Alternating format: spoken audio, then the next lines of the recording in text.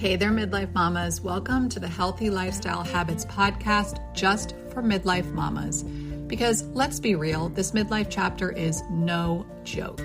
Our bodies are different, our minds are different, our hormones are different, and we're trying to figure out who we are after momming for all these years.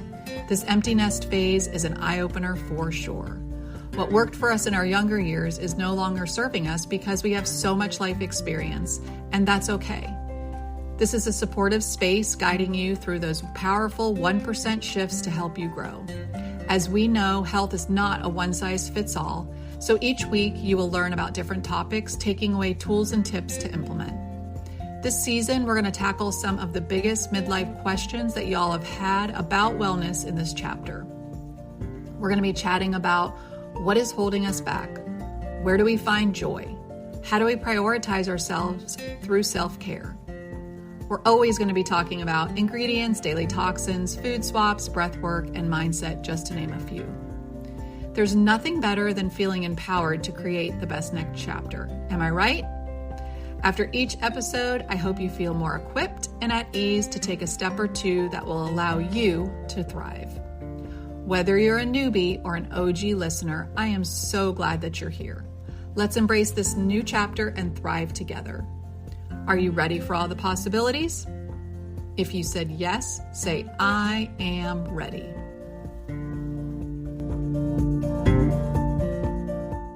Hey y'all, welcome back to the podcast. Today we're going to be learning with Kendra Williams. She's a motherhood coach who helps high-achieving women redefine success in motherhood and beyond.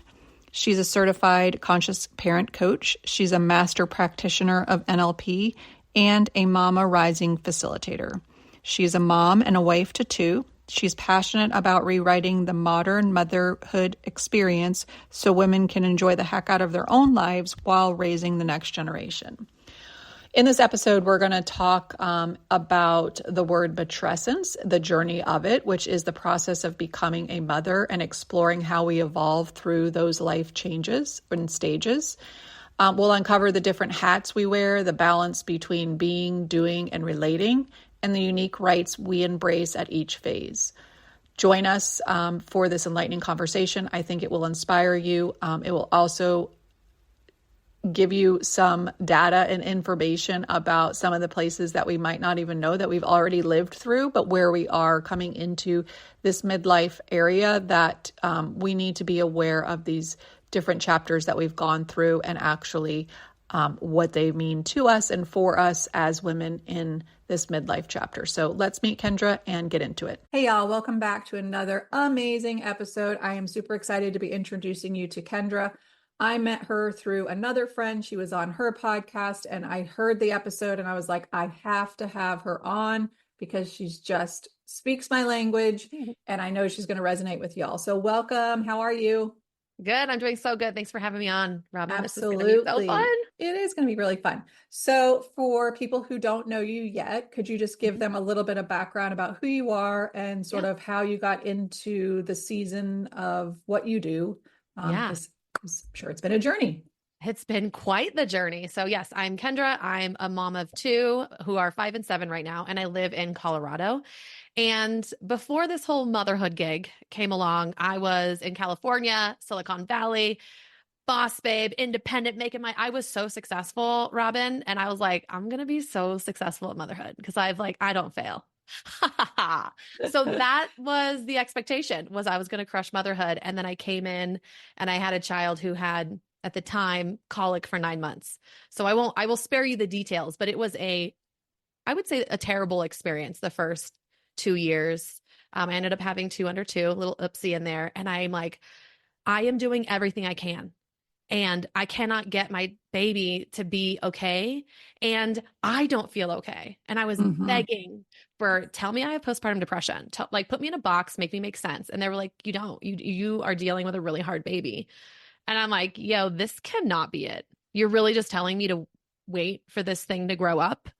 Right. And like what? This could be like another 20 years. Yeah. So I did what you were supposed to do. I went to therapy, got on medication, and pretty much the answer was he's really tough and helping me manage my parenting with him. And there's something else going on here.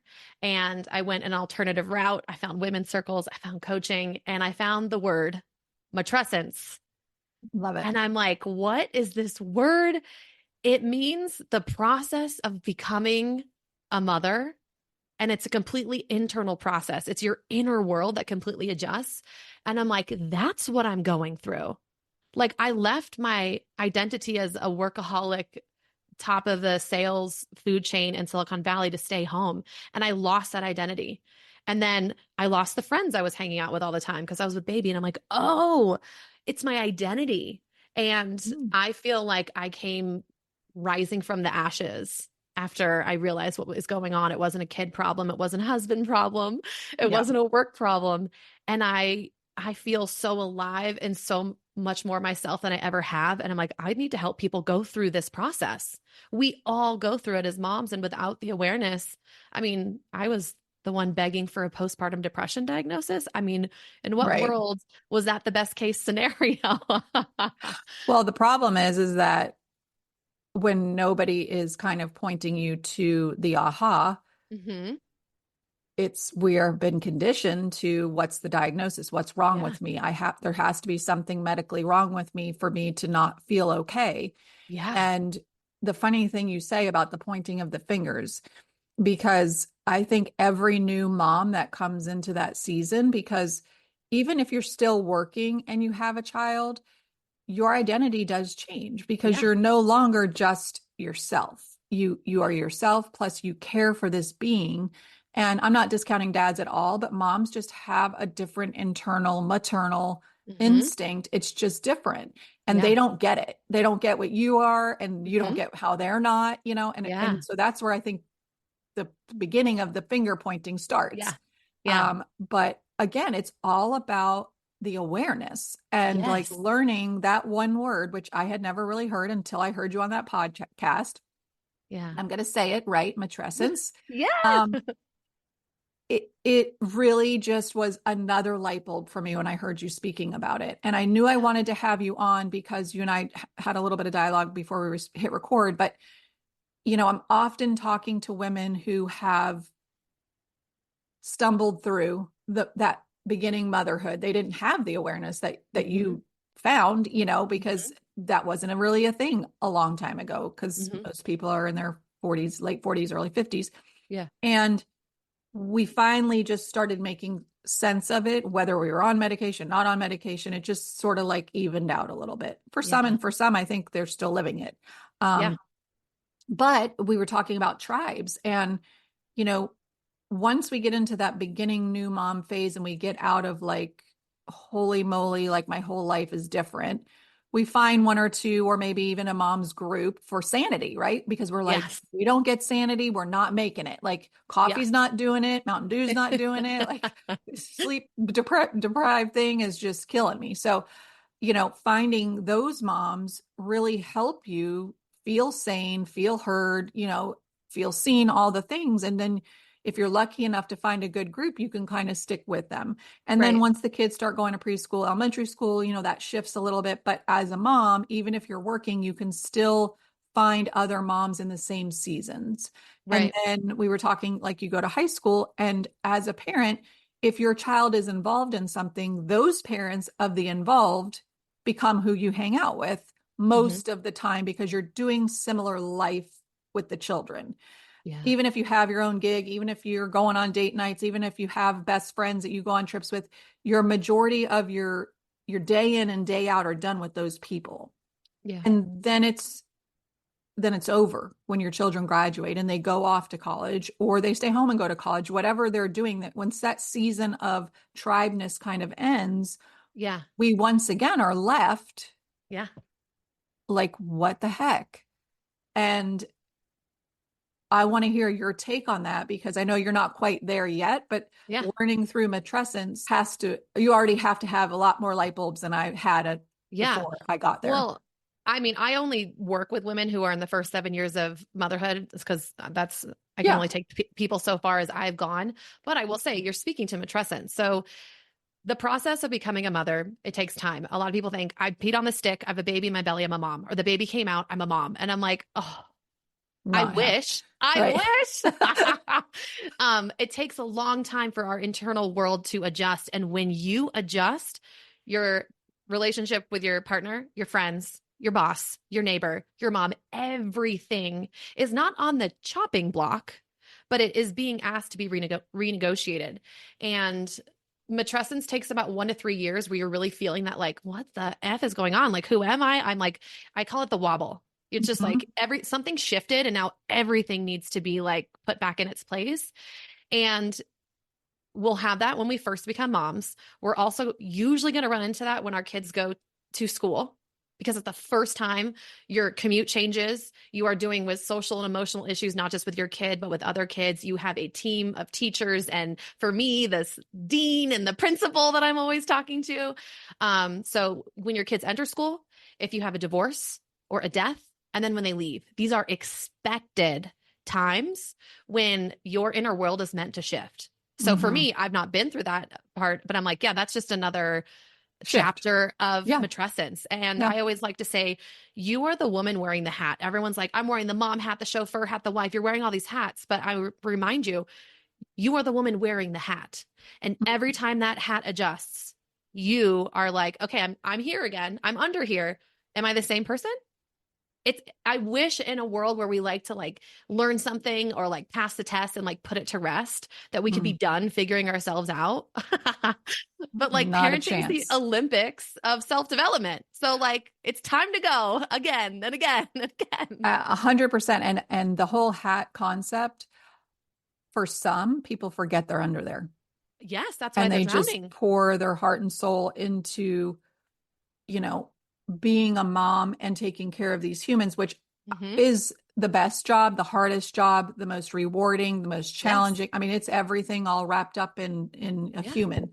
But for so long we've done that, and a lot of us forget about us. Hmm. And even if we think we're doing self-care by getting our hair done, or Mm-mm. that's not self-care. Self-care is No. the inner work. Yeah. And gosh, I wish I would have known that 15, Yeah. 20, 30 years ago. That would have been really helpful, Yeah. but I didn't. But now I know. And Yeah. so for women who are starting this next chapter, this next wobble, because it is big, it's a big Yeah. one, you know, it is possible to readjust yourself Yeah. and rise up. And that's what I love to encourage women to do. It's like, Yeah. we deserve, we we need it. It is us. We just have really forgotten. And I think the other thing is, people think, well, the kids are going to leave, right? They're going to start growing up, and maybe not leave, but just start growing up and doing things. Well, I'll just be who I was. And it's Mm. like, not Oh. going to work. You can try it, and then you're gonna be like, oh snap, I don't like anything I used to like. And that's when it's not your husband, you're like, I don't know if I like my husband. You may like him again, you may not, but it's just the lenses come off. Yeah. And you're like, or the hat, really, the hat comes off. But this is where, if it's okay, I want to introduce the concept of the hoods, because Yes. Yeah. um Absolutely. when so let me rewind. The term matrescence is labeled after the term adolescence, because usually back in puberty, it's a biological event. We get our period, and then we go through that awkward long-term developmental phase of adolescence where we become a woman. We don't get our Okay. period and we're a woman overnight. Same thing is true when we become mothers. Mm. We have the baby or adopt the baby. It takes time for the inner world to adjust. Back in adolescence, you are supposed to be separating from your parents more. So Yeah. you're probably working with a lot of women who are like, my kids, or what happened to my kid? Where they go? They're supposed to leave you. The foundation's been laid. So the relationship with parents adjusts in both of those rites of passage. Your body will adjust. You've got to get cozy in a new body. Your friendships will adjust. Your goals, your dreams, everything adjusts. And the people I think we're speaking to on this podcast are going through another rite of passage, or are coming up to another rite of passage, which is spurred by menopause or perimenopause, which is Oh, a yeah, I hot was just topic about right to. now. Yeah. So that is another opportunity where you are going from maiden to mother. The term is crone, and not a lot of women like that. But just think of that like you are wise, you are the wise woman. You have Yeah. been through it. You are embodied. You know your shit. You know who you are. You're not proving yourself. You just know. That's the crone you're going to, right? Oh my gosh. cannot say like yes, yes, yes enough Yes. times. Like when I was about to turn 50, I was like, I just couldn't wait. I just felt this new rising or something Yes. happening. And it's a big joke, but it's like, well, I'm 50. I can say whatever in a Yes. respectful way. But it's like, I don't know what it is. It just flipped. And It's the rite of I, passage. I know what it is. You I are all embracing it. yeah, and I don't know everything. Nobody knows everything, right? But No. I am wise enough at this point to know what I need in order to show up as my best version because I've done the inner work, because it's Yeah. not, you don't just wake up and know. You've got to Yeah. do stuff. You have to practice. You've got to try things on. Hmm. You have to invest in yourself. And that's a scary thing for some people who have never or haven't done it in a very long time. Yeah. So if you're listening to this podcast, I know a lot of light bulbs are going off right now.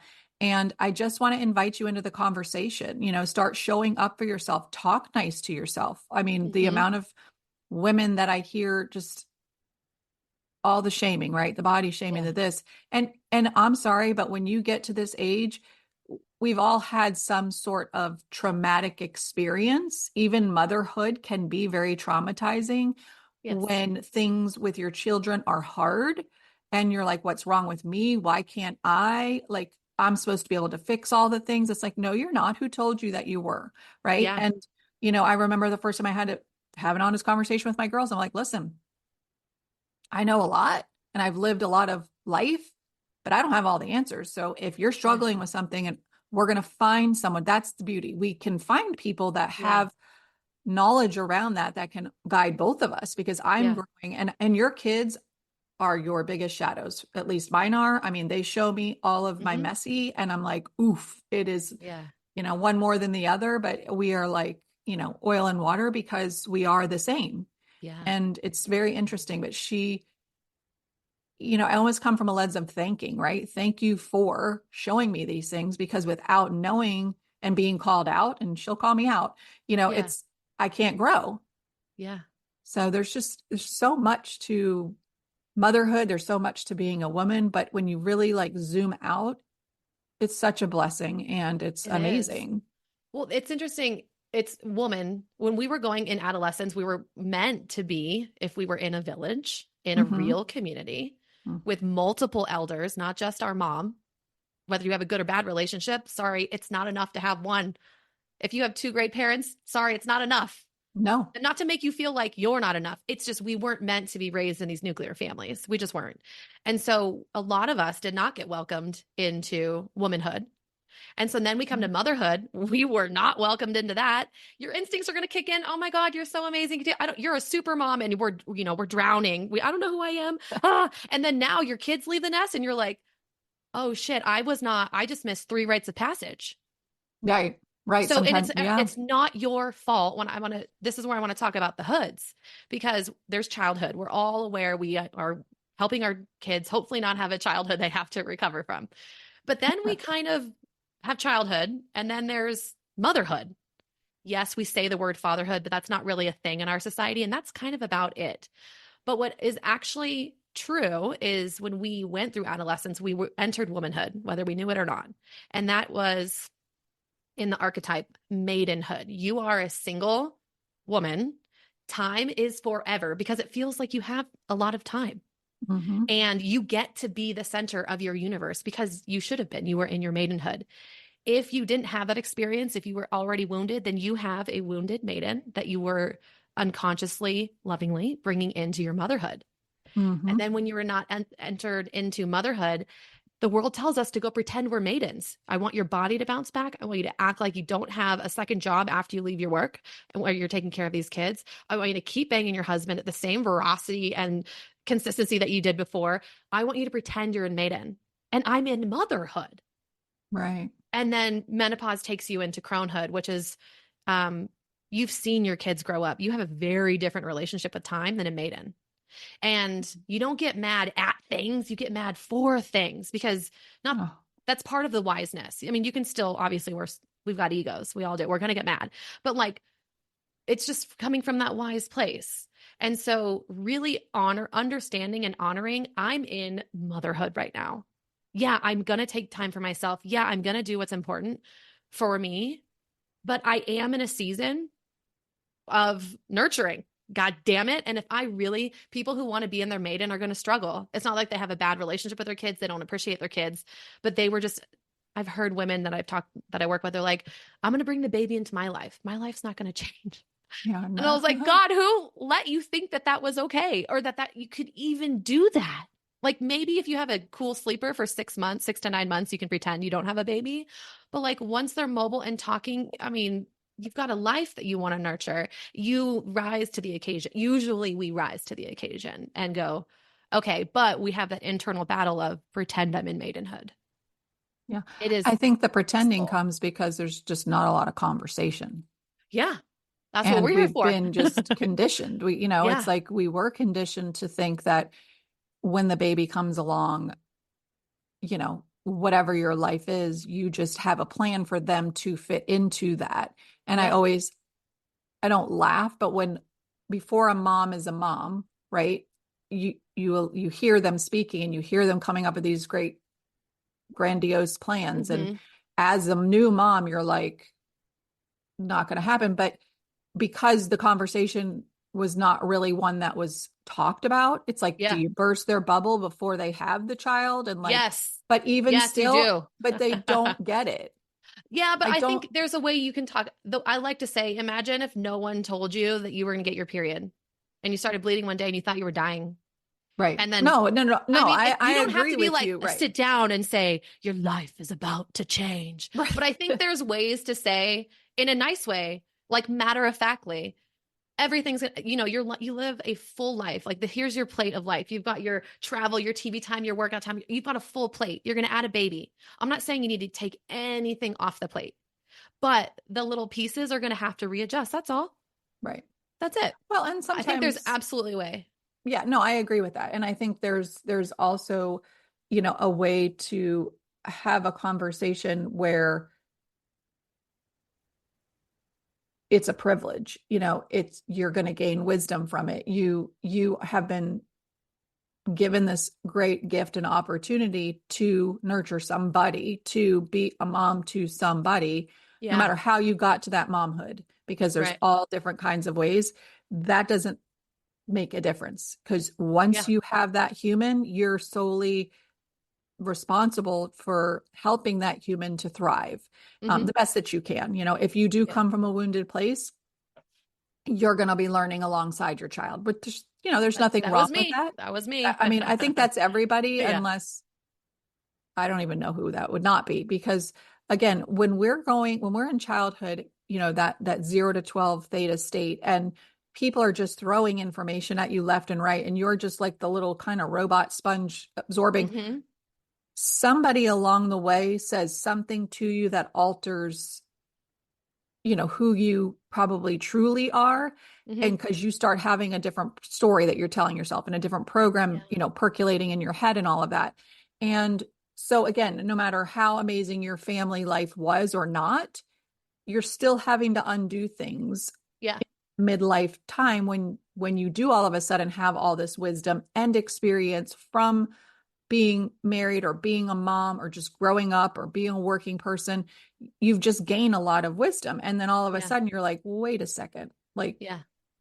that person said that, but is that actually true?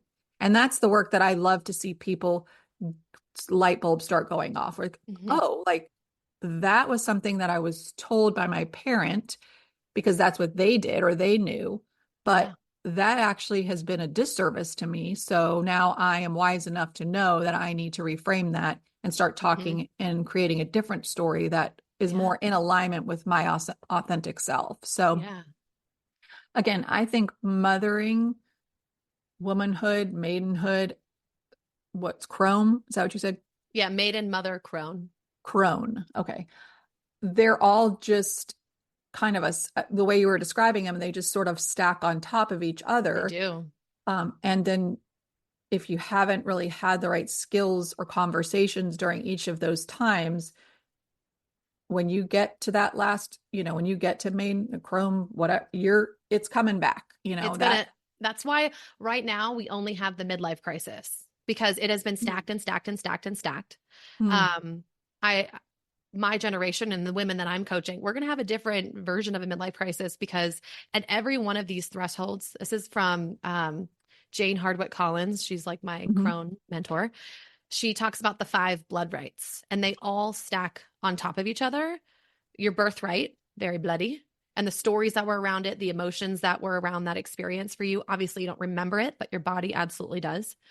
Then you have your menses or your menarche, when you get your period. How did you feel about your body? Was it secretive, shameful, quiet? Were you embraced, celebrated, supported? Then we have intercourse, your first sex. Then we have all your births, and then menopause. All of these stack. And this is a lot of the work I do with my coaching, is the subconscious reprogram, a ton of inner child work. Because each time you cross a threshold, you can either go the path of rewounding, do it all over again. I'm fine. Everything's fine. And inside you're like, oh my God, but I'm going to just muscle through and I'm going to figure it out. Or you could say, I'm going to pause and I'm going to go in and I'm going to heal. At each of these checkpoints, there is that opportunity. And that's why, like, I talk about Matrescence a lot. It's kind of like my shiny object, because it is real. It was actually coined in the 1950s. So it's been around as a term as a long time. But I just want to note, when we lived in community, we didn't need the term. You just saw other women learning to nurse. You saw them crying with their babies. You were holding so many babies before you ever became a mom. It wasn't just babysitting 5 times like 12 years ago. So you kind of just saw and witnessed and were a part of other people's matrescence. Now we're isolated. We come up with names for everything. So it's a new name. It's old as time. It's old as us women, as thousands and thousands of years. And every one of these checkpoints, you split. One of the cornerstones of matrescence is something called the inner split. It's who you were and who you're becoming. And a lot of people, if you stay at the surface, are going to eventually feel like they have postpartum depression or anxiety. And a lot of perinatal therapists don't even know this term. And there's a lot of new research coming out to try and educate, Western doctors about this. But if you stay on the surface, you're going to feel like, yeah, something's wrong with me. I am not the same, because adults are supposed to know who they are. Adults only go forward. So what I do is I help women say, you split. Let's go in and get the gold. I say triggers or treasures. You're going to get triggered by your kids. You're going to get triggered by your body. You're going to get triggered by that lady who always looks so good at Mommy and B. Every trigger is not them. It is an opportunity for you to go, oh, this is my fast track to healing. Yeah. That's why I say, it's the Olympics are right now, but if you are truly doing conscious parenting, saying every trigger is my responsibility. Yes, there are circumstantial things happening, but if you're going to say, so now the world is shitty and now all kids are like this and I'm never, all those always never statements, if you're triggered, find a mentor, find a coach or a therapist who understands actual matrescence, and go in and get the goods. Well, I find that I'm only going to speak from my personal experience on this one, but triggers are opportunities to look at how that situation might have come about to originate, if you can figure that out. But it also comes as the opportunity to pivot. It gives you the space to say, how is that working for me? Why am I being triggered? But you have to want to start digging and delayering and pulling back the onion to find all of those things. And as you are going through the different stages and the splits, if we haven't done, or if you haven't done each of the stages well, or, there were some splitting going on because you just, I'm fine. There is something about menopause, midlife, where all of that stuff resurfaces. It just does. And I think it's on purpose. Yeah. And so my advice to people is always, you have choices. You can either, now that this information is kind of coming out in a way that we could back it up to earlier ages, like even before you become a mom, if you're in your 20s and you feel like, let me start hitting this now so that I can not skate in, but have a little bit better of a ride than maybe my mom did. Yeah.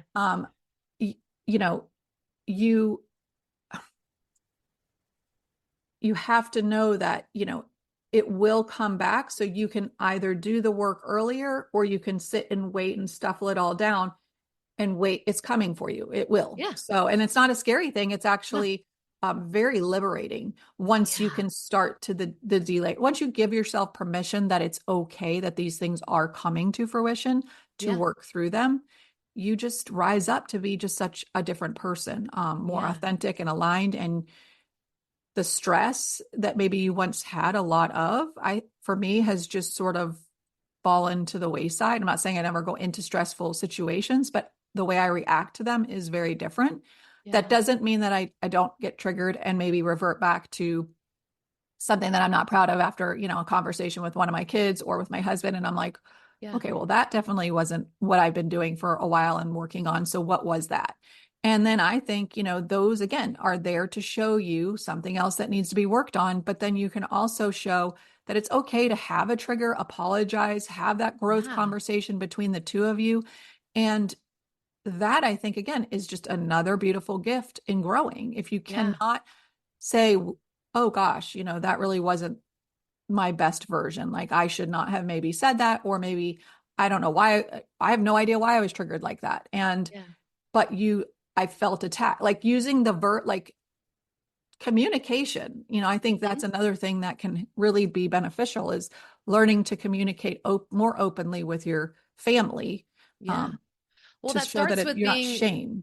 yeah, it starts with being, I call myself an authenticity coach for moms because you're going to split and Yeah. we're going to deal with it's like your life is a snow globe and it's shooken up. So Yeah. you're going to be like, oh my God, there's so much dirt in here. We got to clean this out. And then you're going to find all this other new stuff that was just hidden. You're like, oh And my God, I effing love myself. And authenticity is not like egoic confidence. But when mm, I walk around the world, I get how I have a really big following and people think I'm cocky, but it's just, I know who I am mhm, and I don't hate myself. mhm, right. And I tell you, and that sounds silly, but the amount of hate I get, and I'm like, it's just, I can feel the projection. You can't stand that I don't hate myself as much as you hate yourself. But I get it because I used to really hate myself. Sure. And we can't, to your point, we can't communicate. Communication's great, but if we're not being honest with ourselves about what's really going on, hey, when we were having that conversation, I saw you make that facial expression and I felt like you were making fun of me. A part of me wanted to punch you in the face, but I don't want to do that. So can we talk about that? So you're advocating for the little you. I feel like you're making fun of me. You're Right. advocating for your ego, your old self that was like, I'm going to take no shit and I'm going to throw the dagger right back at you because how dare you say that? Where did that even come from? But no. I'm just going to advocate from my adult self. You made me feel small. I wanted to hit back, but I don't want to do that. And I always say, you don't have to have the answer. My clients are like, so what do I do then? Who is my adult self? I'm like, she's just the one advocating for your Yeah. little parts. Your little parts, your younger parts just aren't driving the freaking bus anymore. They're not. Absolutely. And this is great because my clients have little kids. Hmm. Our kids aren't supposed to be happy all the fucking time. This is like, Right. if I could tell moms the one thing, it's your job is not to make them happy. No. Your job is to keep them healthy and safe and lead them, guide them. Their job is to experience life. And you're going to be, when you mess up, get really good at repair. That's Yes. authenticity.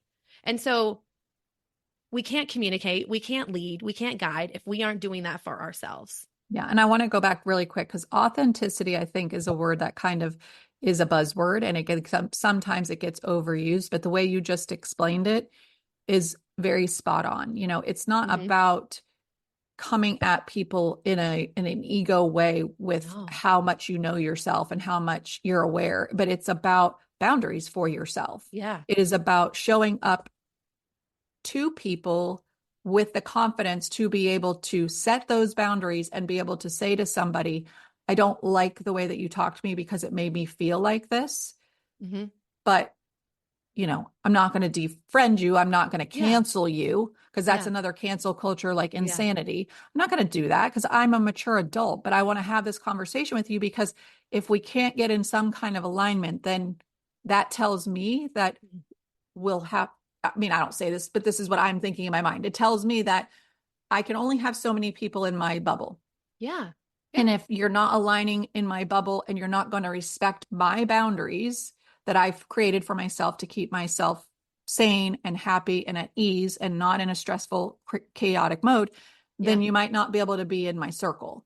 Yeah. And it doesn't mean forever. It just means right now. And maybe Yeah. in a couple years we'll come back together and things might be okay. But right now where I'm at, we're growing differently. Hmm. And I have to honor myself just like you have to honor yourself. I don't want you to change yourself for anything that I'm saying. You work on you for you. Yeah. Um, but it's so true. Like I was a very shy, child. I never wanted to get up and speak. I had a voice at home, but I Hmm. wouldn't get up and do presentations in class. I was very self-conscious, all the things. Yeah. Which again, it was during that weird middle school when the Adolescence. the the conversation was never had. It Yeah. wasn't like this is a beautiful, and I don't even know if I would have heard it or accepted it because that wasn't really the lingo of our family. But I mean, Yeah. I remember when I got my period, my mom was like, "Welcome to motherhood." I was like, "Okay." I was like, "Don't talk to me about that." Like, I'm taking my girl on a camping trip with other women and their daughters. We're doing a rite of passage weekend. My husband's right. going to, I mean, that's me though. I'm extreme. But It's no, but different. that's It's what it different. should be because Yeah. again, we are so shame bound around like these weird transitional things because our moms, that's just how Well, they grew up. well, And let's just lumping up to the patriarchy. We're supposed to stay young, pre-maiden forever. We're supposed to be quiet. We're supposed to be mousy. We are not meant to be all the things they're telling us to be. Go watch the Barbie movie, right? right. But there was two things I want to say. When you're really authentic, you know yourself so well that you know how much you don't know yourself and you're willing to admit it. Yes. Yes. That's what's so when people yeah, this authenticity thing. I used to also call myself a confidence coach, but I'm like that people think confidence is like flipping my hair, wearing sexy dresses. And I'm like, no, confidence is I know what makes me feel safe. I have earned a secure attachment with myself. Hmm. And I show up from overflow like normally. And if I'm Hmm. not, I go, oh, I'm not showing it. What's going on? And then I don't have to have any answers. But if someone's draining my energy, I'm going to somehow have a conversation about it. Hmm. And to your point about friends, I call myself, maybe this is confidence, ego, the boundary queen, because I have a little philosophy before motherhood. I was toxic boundaries. Lie to me once, you're out. Yell at me once, boyfriend, you're out. And everyone's, wow, you are so good at setting boundaries. Wow. Like somebody gossiped about another friend. Bye. I was so quote unquote clean, but I'm like, oh my God, that was so toxic. Now I can have a conversation and I go, okay, you used to be a couch friend, like someone who could sit on your messy ass couch with you and just sit there, maybe even scroll and not even talk to each other, just relax. But now you're a dinner party friend, or now you're a front porch friend where I'm going to have you over like a neighbor, or now you're a sidewalk friend. I don't need to have you be all or nothing. And I Hmm. know what parts of me get shared if I'm just meeting you and, walking our dogs on the sidewalk versus if you've made it all the way onto my couch. And I'm Yeah. not saying you're not cool, not enough, not anything if you don't make it to my couch. It's just, I know I'm not for everyone and everyone's vice versa. How beautiful that 100%. everyone has their own space and they get to adjust, they get to move. So it's not like, oh, they got demoted to the porch friend, or, ooh, they got promoted to the couch friend. But for me, at least, it helped me understand like, it's okay. It is a form of self-preservation. If someone is constantly making you doubt yourself or is constantly making you feel bad, dude, no, don't just be a good friend and shut your lip or be a good wife and let it go. No, say something. Even with your partner, they can become a freaking sidewalk man for a month or two. That's not the end of the world. That is self-love, that is self-care. Hmm. And That communicating that. Actually, let me make it very clear. You don't just kick someone out without letting them know.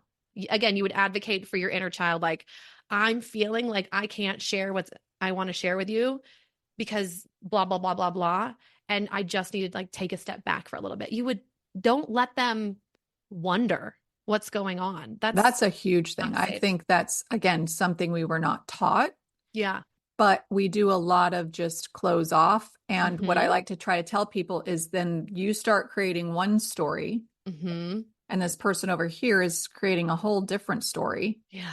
And it's all because nobody's comfortable enough to have a difficult conversation sometimes. Mm-hmm. And so I grew up in a family where that was sort of how, if somebody irritated you, you just maybe didn't talk to them for like, I don't know, a couple weeks or whatever, What? but you did Oh my not gosh. like address it with the person. Yeah.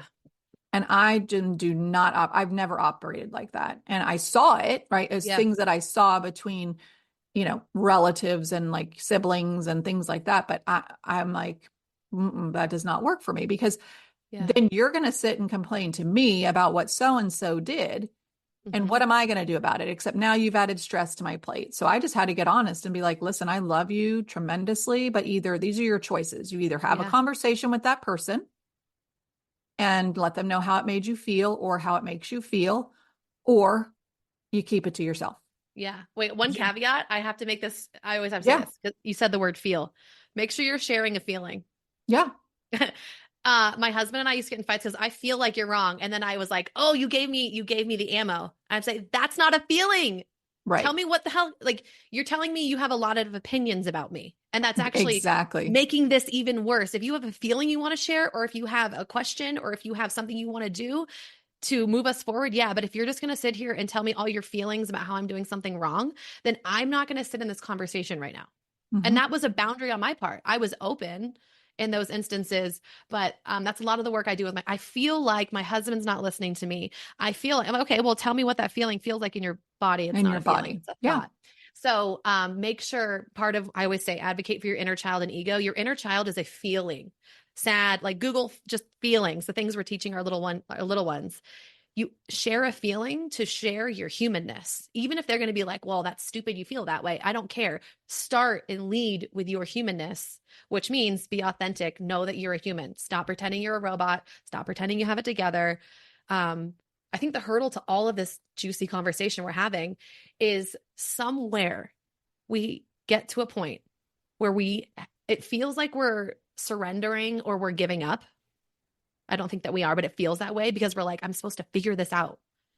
And then you go, I don't have it figured out. I don't know I what to think do. And admitting that is the that entrance. there you go. Once you can literally out loud say, I Hmm. have no clue.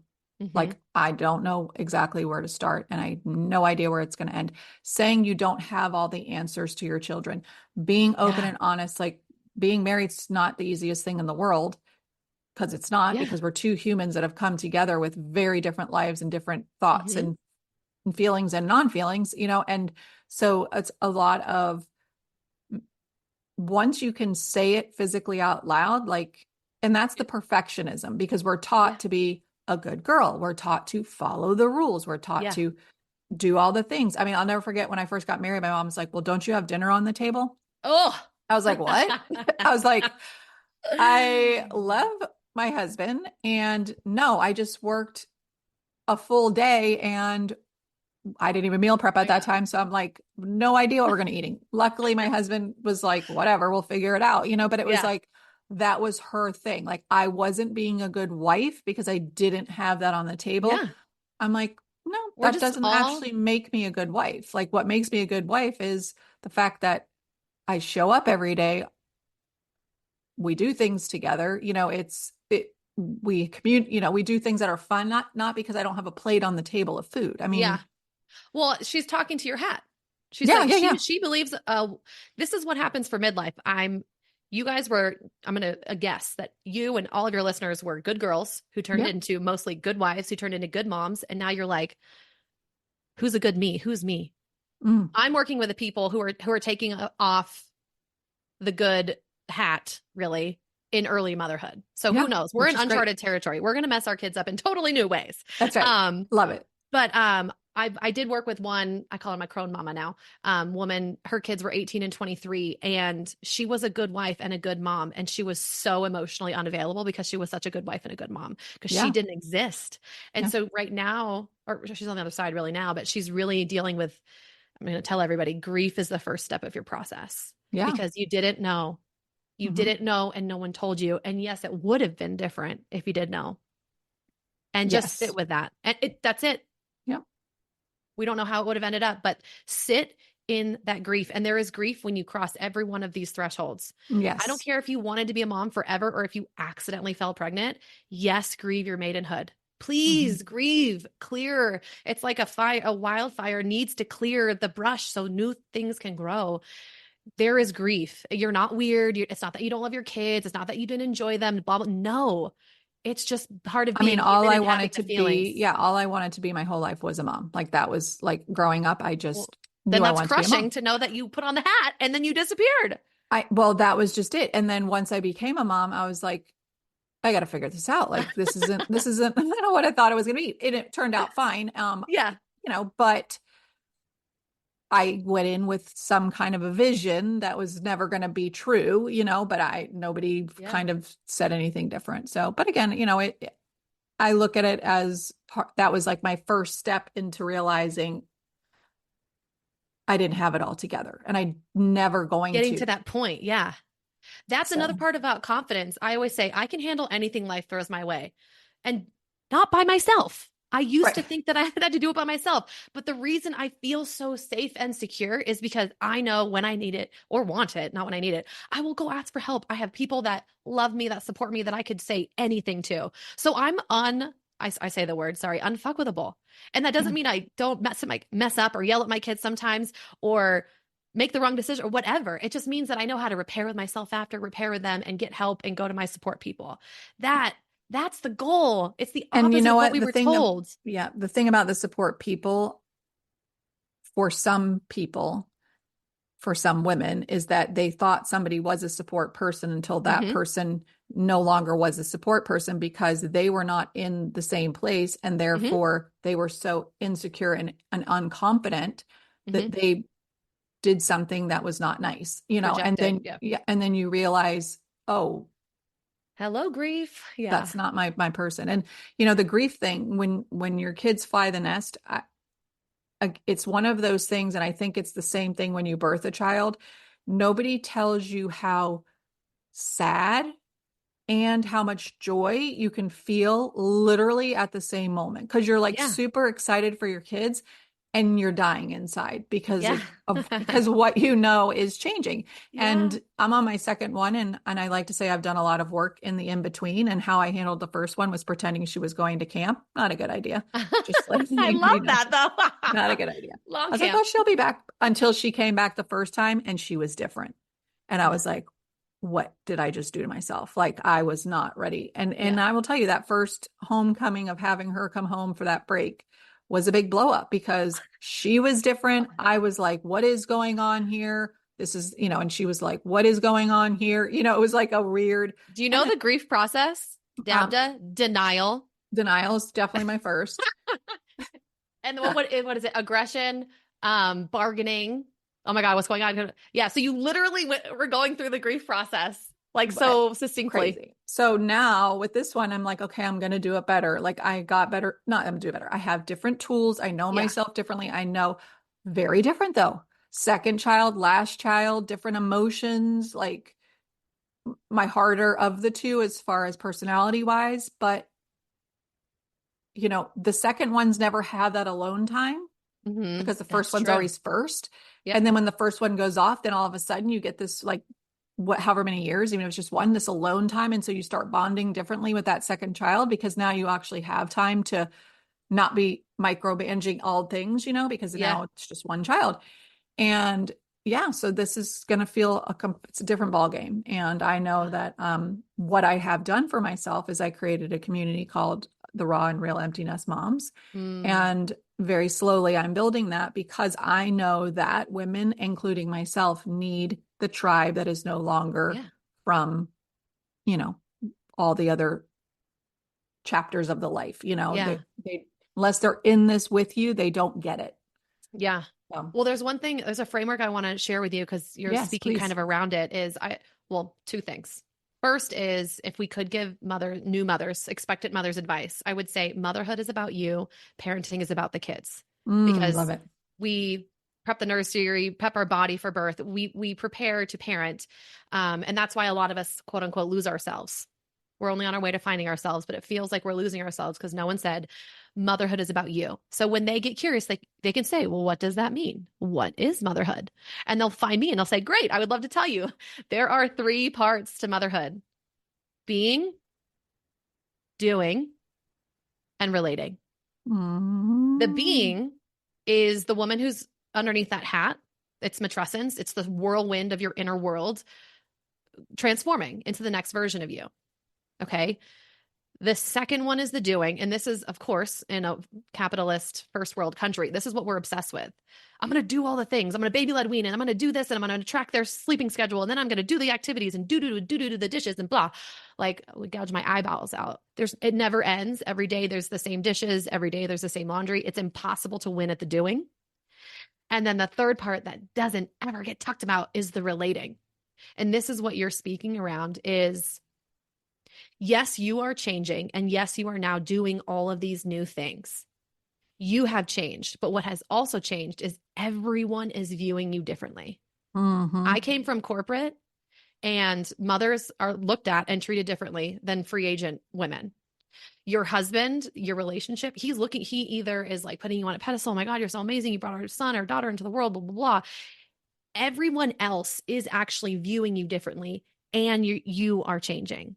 It's not just you had a traumatic event over the weekend and you came back and nobody knows what's going on. Everyone now just said, here's 10,000 new expectations of you. Have fun living with them. And we thought we were already living with a lot. So the relating part, I'm going to talk about friendships, because we have our childhood friends, we have our coworker friends. I dance a lot. I have my dance friends. And early on, you have mom friends, usually based on just the age of your child. You literally don't care your political view, how old you are. You're like, just make sure you're teething at the same time I am so we can cry together, right? Right. And then you get older and then you're like, okay, well, I've got a spicy kid, so I want to hang out with all the ADHD moms. And then you're doing specific sports. And that's what you're talking about, is the outside world is relating to you in these chunks, and you get to kind of ride that wave. If you haven't been told to look in, or you haven't hit the rock in the wall so hard that you do it yourself, you're going to be like, cool, I'm just going to float around and watch the camps bring me to new moms and the new schools bring me to new moms. And then you hit empty nest and you're like, shit, they stopped relating to me differently. Mm-hmm. And then again, these midlife moms, it's just like there's so much going on, because that leaves, you were changing the whole time under there. You were relating to them differently the whole time, but it was so distracting and so logistically crazy. Of course, you were distracted by those, we call them different pools that you traverse through. So this framework of being, doing, and relating, or really navigating, is really crucial when you're like, I am so overwhelmed, which who isn't? I don't know what I need. Look, do I need being help? Is this like a me thing? Do I need doing? Like today, I'm getting the results of my son's evaluation from like actual professionals. I needed professionals for the doing help. Or do I need relating help? Like I need to relate to my boss differently. I don't know how to have a conversation about breastfeeding. I don't know how to have a conversation about taking the time off of work to go take my daughter to college. Whatever it is, it's not the end. Like you still have to figure out a lot more. But oh my God, suddenly there's just a little bit of a framework, a little bit of a map to say, where am I actually drowning? Or you could say, I'm actually crushing the doing. Like I'm mothering so fucking hard right now. I love how I'm running this household. I feel really good. I just kind of don't know who I am underneath. Great. It's a being thing. Let's go there. Let's go in. Yep. And if you like yourself and love yourself, but you're struggling with the doing, yeah, go buy the parenting course. Cool. But go through these three things. It's kind of like the word matrescence. You're like, oh, that's what's going on. Yeah. And I think at different parts of mothering, you do crush the different phases differently. And then there are other times where that same phase that you were crushing 10 minutes ago, you're like not crushing anymore, and you feel defeated and you feel all the feelings of like, what am I doing? And it's the I'm, and then that's the being, and it's like, they're just all mixed up. And so I think it's an ebb and a flow, but my whole like point of doing this podcast is to get educational information out to women so that we can better educate ourselves on all different health and wellness topics, including ourselves, because we are the ones that need to be healthy and have good wellness. And you have to listen and decide what fits for you where you're at, because it's never going to be the same as anybody else listening and learning. And so that's the beauty of podcasting. It's the beauty of learning from other people and feeling like you have the choice to pick and choose what works just for you, not because it's a quick fix or a fad or Sally's doing it and again, that's it's an empowerment. Like we are coming into this phase of life where we are more wise. We do know ourselves a little better, although menopause is here to show us a lot of other things. You Yeah. just have to keep reminding yourself that I know who I am, or I need to figure out who I am by doing the internal work that I Yeah. haven't yet done or haven't done it long enough or deep enough to bring up to feel confident, because like you said, like you're not cocky, you're just confident in who you are because Yeah. you've been doing the work. And Yeah. so there's nothing wrong with that at all, but some people are going to say there is something wrong with that Yeah. because they aren't there yet. Yeah. And I will add there's no there. Sorry There for the is no people who there. think You're right. they're There's no people destination. people who Yeah. think that I'm there, because some people think, "Oh, wow, I want to be able to not guilt." Like this is controversial, but I don't have any mom guilt. I have none, because the way I view it is I'm a human. There are times if I act out of alignment with my values, I will feel guilty, and that's when I'll repair. But if I'm experiencing quote unquote mom guilt, that's an expectation from someone else. Mm-hmm. That is not mine. And I've done so much work to not. No, there's no such thing as that is made up to keep you doing a lot, keep you invisible, and keep you small, keep you powerless. Yeah. I am no longer those things, but I very much once was. Um, Love it. what was the other thing I was going to say? It left my mind. Oh, I think one of the best places to be, yeah, is never getting there. I think this process of life is a forever process of getting to know us. It's not like you have big T and small T trauma and you're trying to just get back to some purity moment. Like you were going to go back to being like 5 days old or something. No, we're here to experience life. We're here to bump up against other people's shit. We're here to grow with other people. So I mean, that's the antithesis of what, you're supposed to come into motherhood, know exactly what you're doing, have it all figured out, know how to guide the next generation perfectly. So it's a huge paradigm shift to say, I'm here to learn. And I've never been a mother to a 5 and a 7-year-old of this age. And I've never been a mother to a 5 and a 7-year-old tomorrow. I am Mm-hmm. the best mindset you could have as a beginner. Yes. Like your kids have different temperaments. So this whole, I'm a second time mom. No, you're still a first time mom. You've never had this baby before and you did a little bit of healing. So even if this one was your first, it would have been different.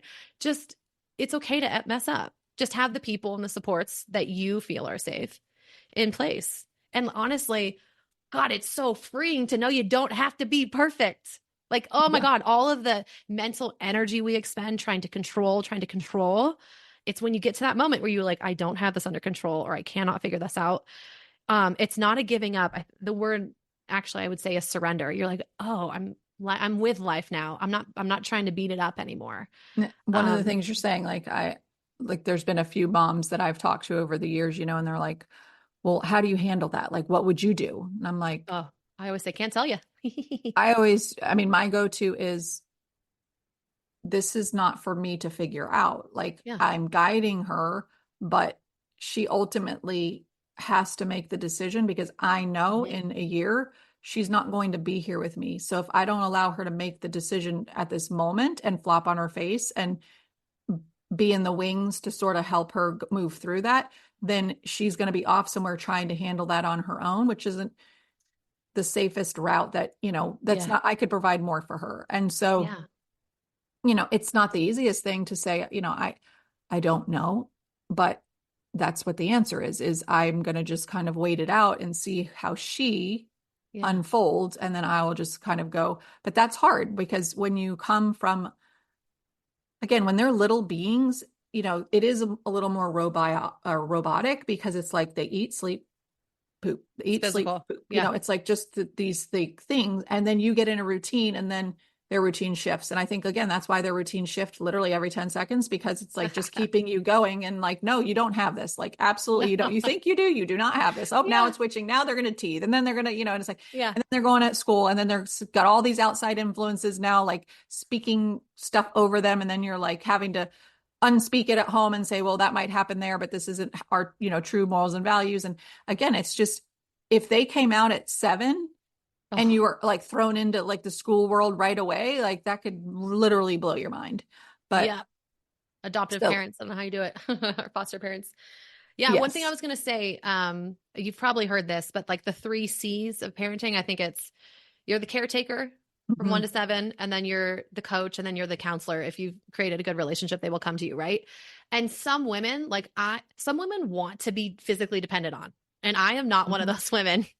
The So problem when my with that, but the problem with that is that's a projection from you to them because you feel like something I'll complete the thought, yeah. yeah, something, happened along your way that said that you needed to be that way, but really it's not healthy because then your kids are paralyzed. They don't know how to do anything for themselves. And then, I'm talking about when they're babies. I'm talking about like the oh, first okay, when they're gotcha. babies, when you're in the caretaking, the physical Gotcha. demand. I'm just speaking to different temperaments of parents, not trauma. Um, so I've always loved the emotional stuff. I'm excited. I'm ironically a coach, but I'm excited to go into the coach phase, into the school phase where it's going to get really messy with social interactions. Really, it's going to get messy. I am excited about that. Other people, temperament wise, they like, I just want to snuggle. I want to breastfeed for the 3 years. And I'm not saying I just didn't want to do that. I didn't like the physical dependency. So those women shined in those early years. And I didn't shine. I also had a lot of trauma and a very spicy child. And it was a, what do you call it? Not a goodness of fit is the actual term, goodness of fit. Um, but if I had wanted to be physically dependent on, if the story that I had been fed is that mothers, this is how you get your worthiness is to Mhm. give, then maybe that would have helped me through. But understanding that each of the C's bring different skills, different strengths, and that just matched with your temperament can create a wildly different experience if somebody Hmm. else had the same child. Um, and I don't know why I wanted to bring that up. Where were you talking about right before? I totally lost it. We were talking about the 3 C's of the coaching. We were talking about guiding your children and having them have their own experiences. Yeah, it was in response to something you said though that I wanted to bring it up. Oh my gosh, it left me. Did it again. Oh, listen, that's Sorry. my story of my day is everything Yeah. leaves my mind. So I get it.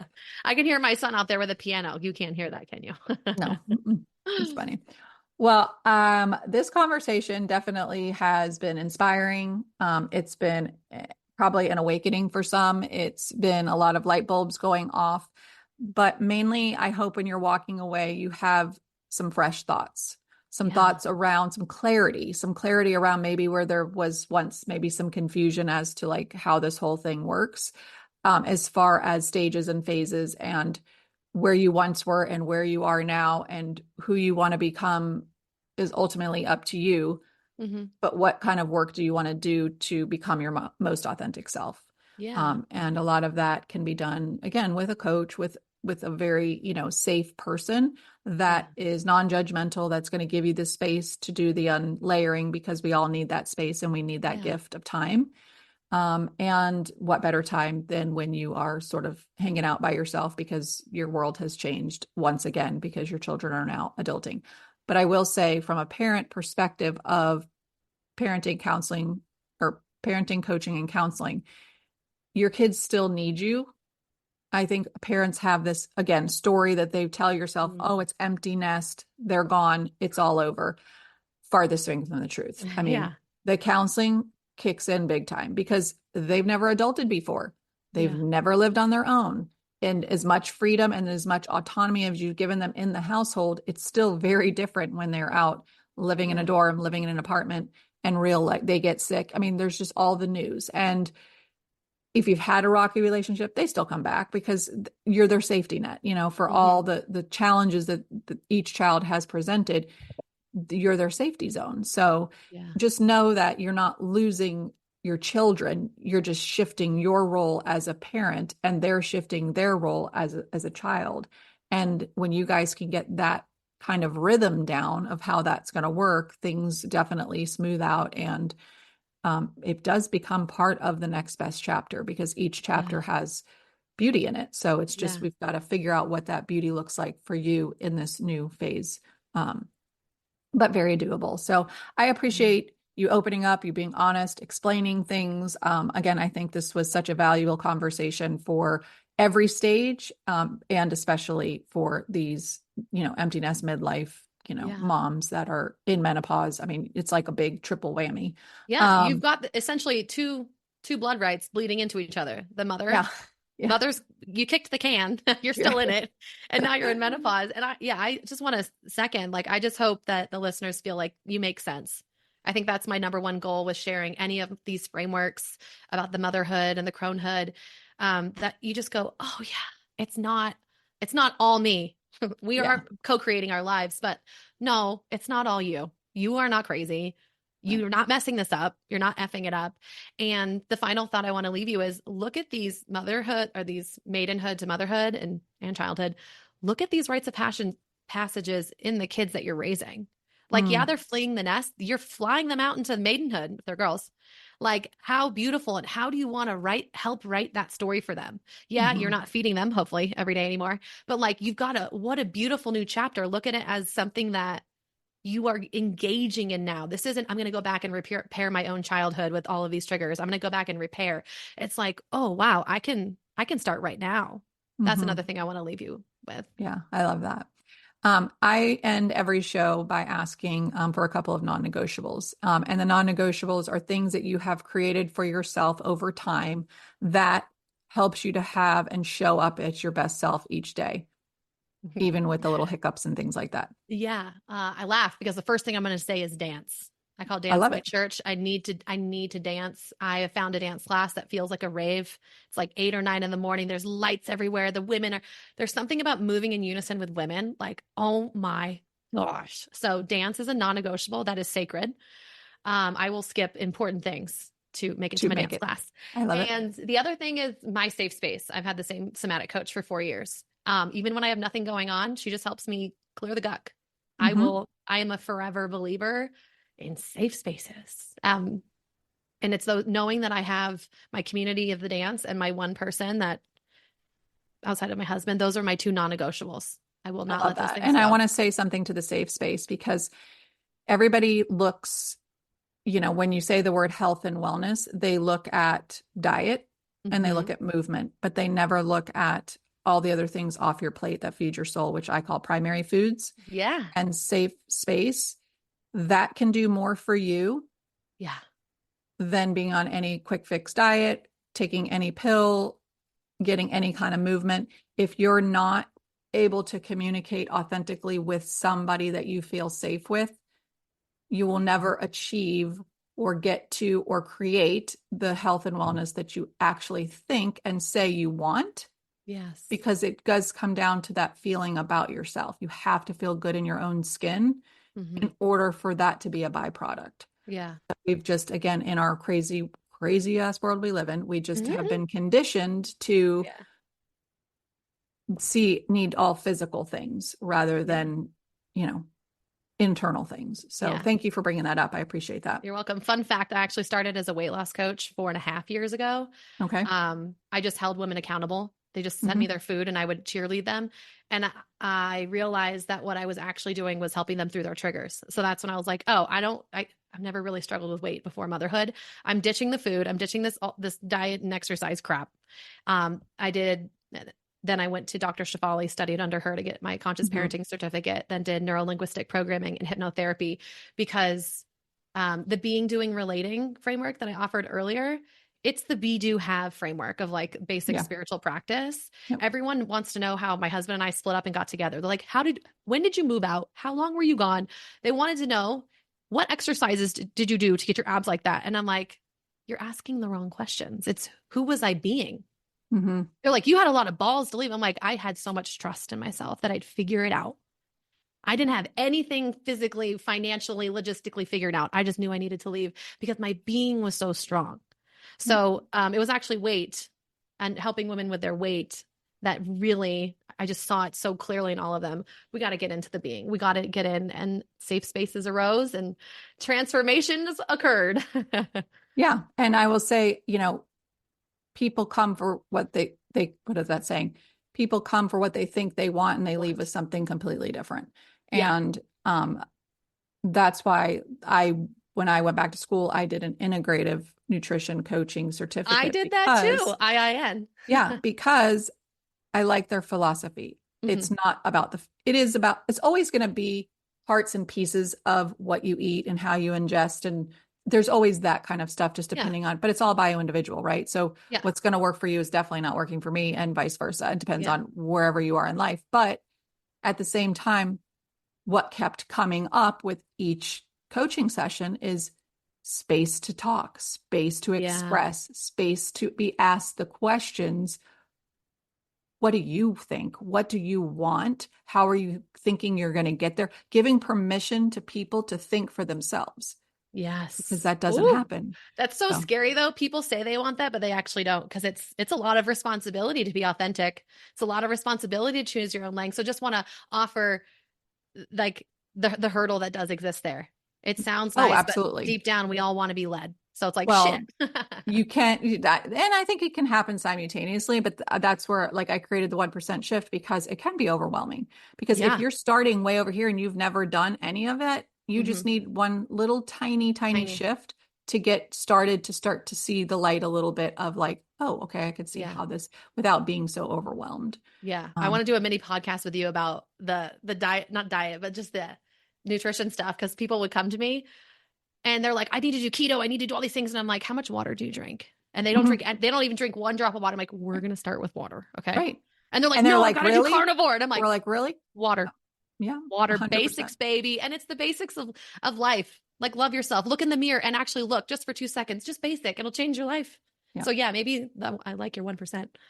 Yeah, because it's true. No matter what you're trying to shift in life, whether you're trying to accept yourself in each phase of life, whether you're trying to, make yourself the strongest so that you're not falling in your old age, whatever Yeah. your, like, thoughts of what wellness are, they just need to be articulated out in a way, and get away from what everybody says, like, you must do keto, you must do Whole30, Yeah. you must, and it might work for you. I mean, if that's your jam, great. I'm not going to say Yeah. don't do it, but I'm also not going to say do it. I'm going to say, let's Yeah. start with the very basics of just Hmm. nutrition, and what is food anyways? It's like, we don't Yeah. even know at this point, because everything's so Yeah. processed. But before Bananas you, aren't bananas, but we'll eat them it's, anyways. right, but before you can do all of that, you have to do the primary care stuff, Yeah. because it's got to be done at the same time, or it's just never going to, you're not going to get the Yeah. full effect. And I'm never going to tell somebody they're going to be able to get to a certain something Yeah. if you're not doing, like, a balance. And that's why my business is Live Life Balance, because if you're not Yeah. balanced out, you're Yeah. not going to be growing very well. You might grow for a split second, but you'll be backed up, because then you Yeah. haven't done the self work. So, Yeah. I think back to our final thought of like, just you make sense and like start where you are, yeah, because 100%. if it's diet, if it's a better relationship with your husband, if it's less yelling with your kids, whatever it is, it's going to improve when you love yourself more. And Mhm. not manicures and massages. Like when you really love the parts of you that ended up screaming because you thought that was the safest thing to do for your little child. Like, not that you love that you did that behavior or you love that you did it, but like, God, I love and accept all of my messy, nasty, dark parts. That's when suddenly everyone's gonna be like, what are you eating? What are you wearing? Where are you shopping? What are you doing? You just feel great. It's because I love myself.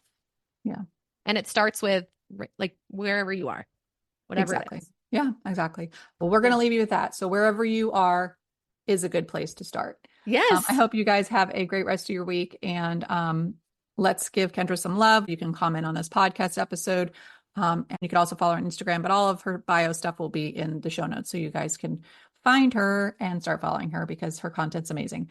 I will talk to you guys soon. Have a great rest of your week. Bye. Thank you so much for coming on. Thank you. I really hope that you guys enjoyed that episode as much as I enjoyed meeting and having that conversation with Kendra. A couple of the takeaways that I definitely thought were worth mentioning was, number one, Matrescence, which is the understanding as a significant transitional period in relationship to adolescence, including profound physical, emotional, and psychological changes during the journey of motherhood. Number two, wearing different hats. We explored a variety of different roles that we play at different stages of our lives, and how these roles shape our identities and experiences. Number three, balancing the being, the doing, and the relating. And we highlighted the importance of this because it is good for our overall well-being and fulfillment. If we are doing all of the doing and we're not being and relating, then we're out of balance. If we're just being and we're not doing or relating, we're out of balance. And if we're relating and not doing and being, and I think it's an ebb and a flow. And I think there'll be some times where we're stronger in one area than the other. But I think just understanding the concept of being, doing, and relating can really paint a bigger picture of areas in which you might want to work on. And the last one, evolving rights through life stages. We discussed the distinct rights that we hold at each phase of life, from the right to be nurtured, to protected in childhood, to the right of creation and expression in adulthood, and now the right to lead and reflect in midlife. And as many of us are listeners of this midlife era, I think for us to wrap our minds around the wisdom that we hold after the experience we've lived, that we do have the right to lead and reflect, and we should shine those gifts to the world in order to live in our most authentic self during this stage of life. So I hope that you had some really great takeaways. All of Kendra's information will be in the show notes. If you want to meet her and start to follow her content, it's amazing. And I will talk to you guys soon. If you have any questions, please feel free to reach out to me, DM, email, even here in the podcast. Now there's a little section where you can leave a comment. Please feel free to reach out and let's start a conversation around this topic. I can't wait to hear from you guys soon. Have a great rest of your day. Love to y'all. Thank you for tuning in to another episode on healthy lifestyle habits for midlife mamas. I hope you found a 1% shift this week to move you forward on your wellness journey. Remember, small changes add up to big transformations. I want to hear what resonated with you. If you enjoyed the episode, please leave a review and rate the show. Your feedback is truly the only way that I know that you're taking away 1% shifts, adding value to your journey. It is also a way for others to find the podcast. My dream is to empower others to create health and healing. And so I would love for this show to spread wide and far. To stay connected, please check out my Instagram and Facebook pages at Live Life Balanced with Robin. Join my newsletter and grab some freebies at livelifebalancedwithrobin.com. And if you're looking to work one-on-one with a health coach, feel free to book a discovery call on my website as well. Thank you for allowing me to be part of your day. It truly means a lot that you are allowing me on your wellness journey with you. Until next time, find peace, love, and light by breathing, being present, and allowing for all possibilities to happen. Have a great day.